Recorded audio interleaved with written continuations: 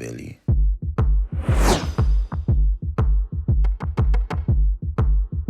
Ladies and gentlemen, my name is Krobos. Welcome back to Gears Feed. The Coalition revealed Escalation 2 the other day, their new and improved take on Gears 5's Prime Esport mode, which will be the drive of the game's competitive scene, much like it was with 4. And it was comprised of important details on Escalation 2 over a well put together informative video. In the excess of versus gameplay footage shown, you can clearly see an important feature that is debuting in Gears 5, a first for the franchise, and that is hit markers. Hit markers provide the player with visual feedback, typically in the shape of a cross or an X, essentially informing you that your weapon has inflicted damage or some impairment on your opponent, whether that's a direct hit or radius damage from a projectile missile, for example. The only way you knew you were damaging your opponent's health in previous Gears titles was through the blood that character models would emit when losing health. It wasn't a clear visual representation of a damage indicator, at least not in comparison to most competitive titles today.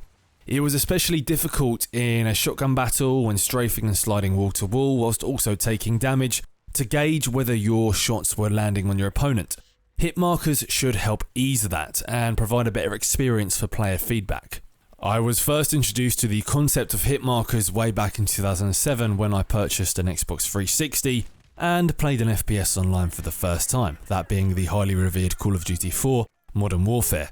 I was impressed with the simplicity of the feature and how useful I found it as a newcomer to the franchise. I would always know if and when I was damaging my opponent, and I think that's a really important feature for newcomers. Another reason why Call of Duty has been so efficient in terms of helping new players settle into an online experience.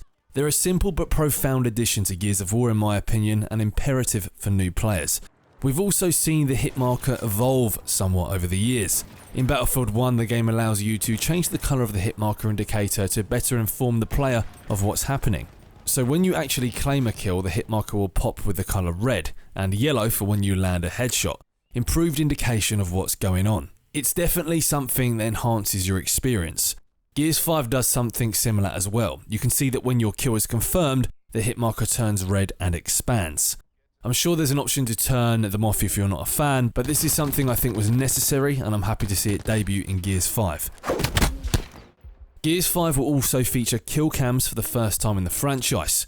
We all have those moments where you die and we call BS. This is a nice feature to add some clarification on how you've died, to explain your death and help you progress as a player and learn from your mistakes. Again, something we've seen for many years in gaming now, but it's nice to see the Coalition finally make these welcomed additions.